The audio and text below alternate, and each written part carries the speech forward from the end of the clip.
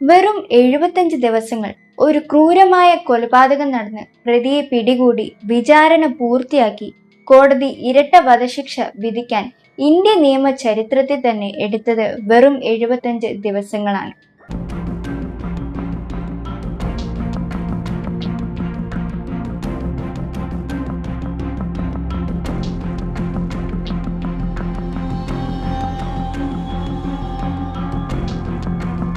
തമിഴ്നാട്ടിലെ തൂത്തുക്കുടിയിൽ 17 വയസ്സുകാരിയായ ഒരു സ്കൂൾ വിദ്യാർത്ഥിനിക്ക് നേരിടേണ്ടി വന്ന ഒരു സങ്കല്പിക്കാൻ പോലും കഴിയാത്ത അത്രയും വലിയൊരു ക്രൂരതയായിരുന്നു അത്. ഒരു തുമ്പും അവശേഷിക്കാതെ അക്രമി ആസൂത്രണം ചെയ്ത ആ കൊലപാതകത്തിന്റെ ചുരുളഴിക്കാൻ പോലീസിനെ സഹായിച്ചത് വിജനമായ ഒരു കാറ്റാടിപ്പാടത്ത് സ്ഥിതി ചെയ്തിരുന്ന ഒരൊറ്റ CCTV ക്യാമറയായിരുന്നു.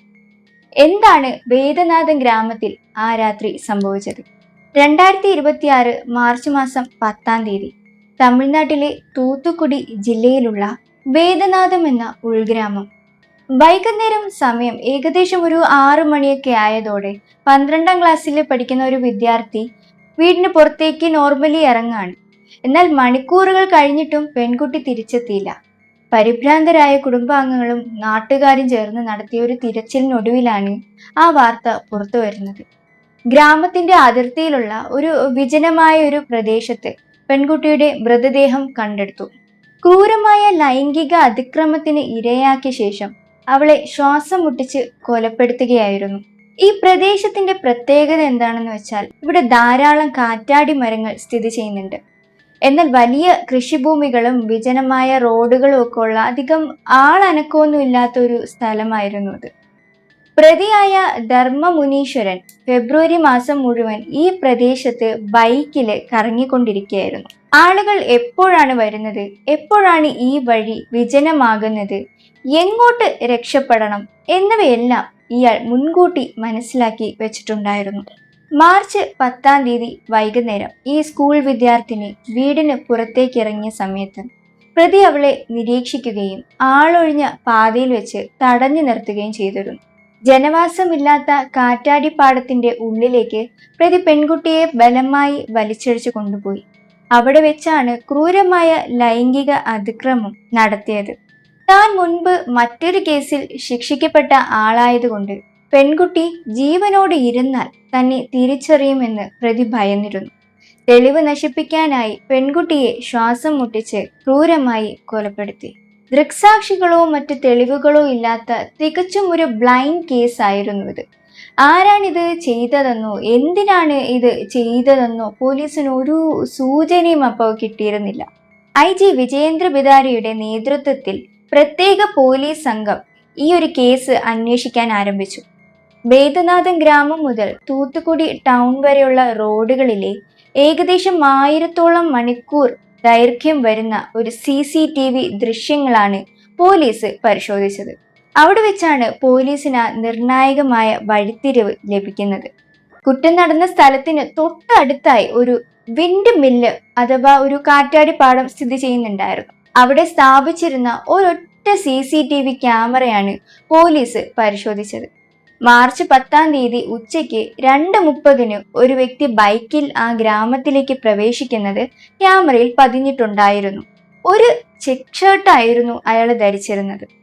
കൃത്യം നടന്ന അടുത്ത ദിവസം, അതായത് മാർച്ച് 11 രാവിലെ ഒരു 6:30 ഇതേ വ്യക്തി അതേ ബൈക്കിൽ ഗ്രാമത്തിൽ നിന്ന് പുറത്തേക്ക് പോകുന്നതും ക്യാമറയിൽ വ്യക്തമായിട്ട് പോലീസിന് കണ്ടെത്താൻ സാധിച്ചു.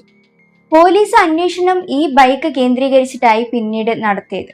സൈബർ സെല്ലിന്റെ സഹായത്തോടെ മൊബൈൽ ടവർ ലൊക്കേഷനുകൾ പരിശോധിച്ചപ്പോൾ മറ്റൊരു ഞെട്ടിക്കുന്ന വിവരം കൂടി പോലീസിന് ലഭിച്ചു.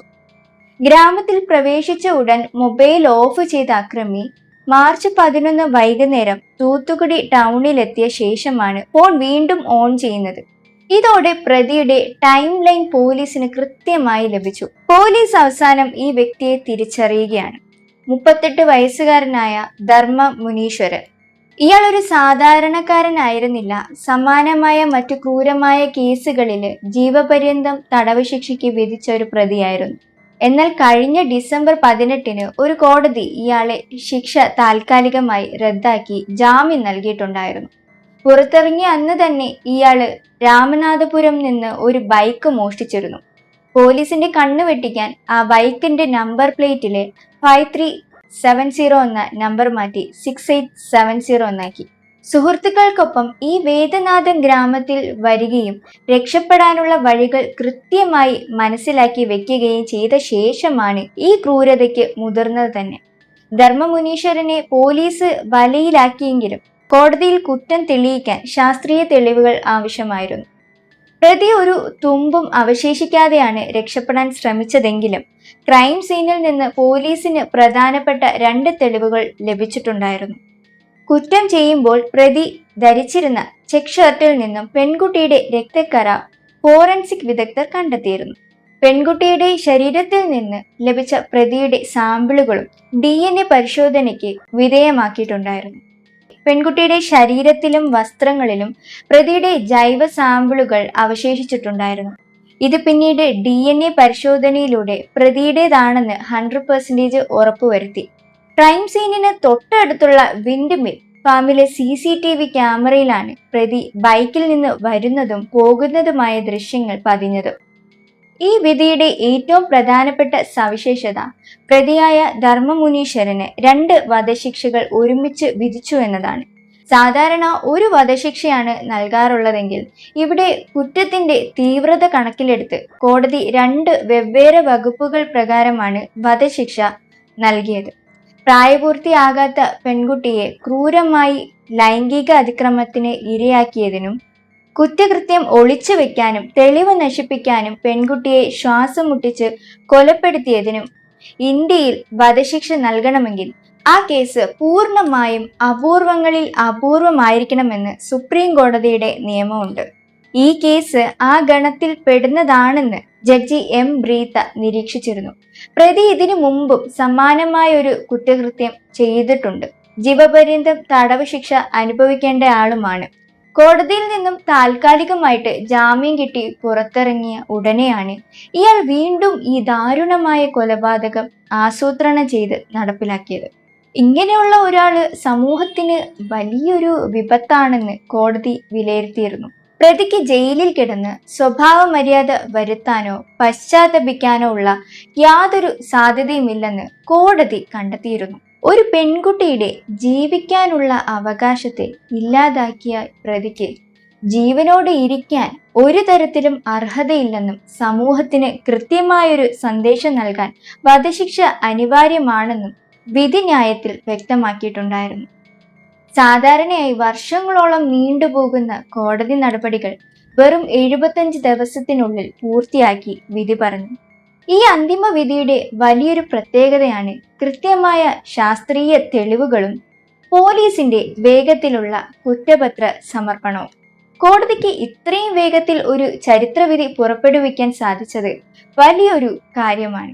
ഈ ദാരുണമായ സംഭവത്തിന് ശേഷം ഇരയായ പെൺകുട്ടിയുടെ കുടുംബം വലിയ ആഘാതത്തിലും ദുഃഖത്തിലുമാണ്. തൂത്തുക്കുടിയിലെ വേദനാഥം എന്ന ഗ്രാമത്തിലാണ് ഈ കുടുംബം ഇപ്പോഴും താമസിക്കുന്നത്.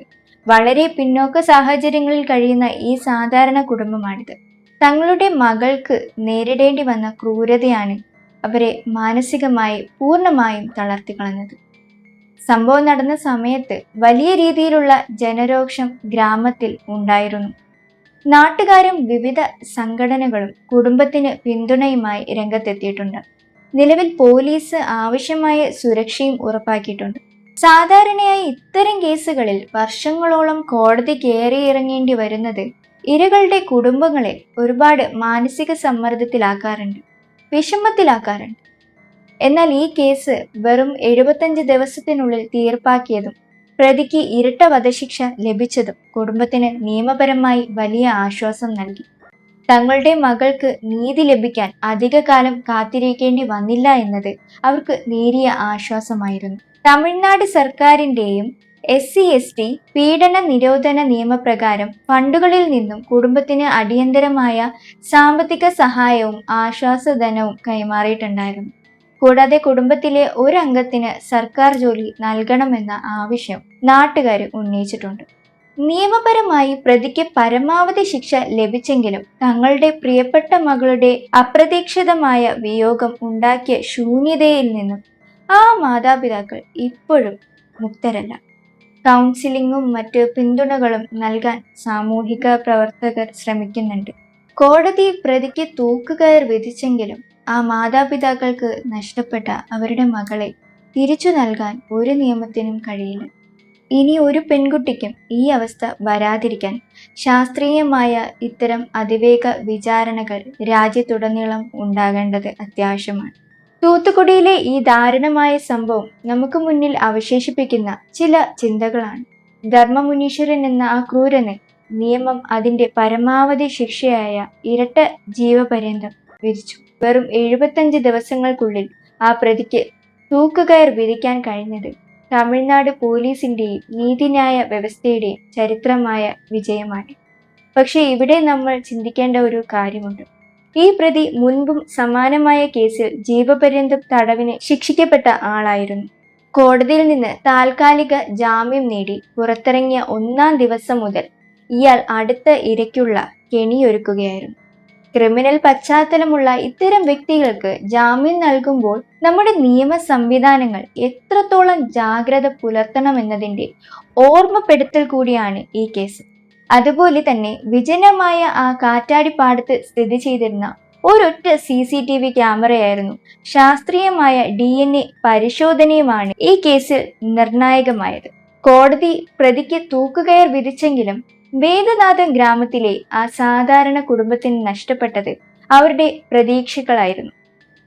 17 വയസ്സുകാരിയായ മകളെയായിരുന്നു. ആ ശൂന്യത നികത്താൻ ഒരു നിയമത്തിനും കഴിയില്ല. എങ്കിലും നിയമം വൈകിയില്ല. നീതി നടപ്പിലാക്കി എന്നത് മാത്രമാണ് ഈ കഥയിലെ ഏക ആശ്വാസം. ഇത്തരം ക്രൂരന്മാർക്ക് ജാമ്യം നൽകുന്നതിനെ കുറിച്ച്, നമ്മുടെ നാട്ടിലെ പെൺകുട്ടികളുടെ സുരക്ഷയെക്കുറിച്ചും നിങ്ങൾക്ക് എന്താണ് പറയാനുള്ളത്? അഭിപ്രായങ്ങൾ കമന്റ് ചെയ്യുക. ഇതുപോലുള്ള അടുത്ത ഇൻവെസ്റ്റിഗേഷൻ സ്റ്റോറിയുമായി ഞാൻ വീണ്ടും വരും. അതുവരെ കാണാം.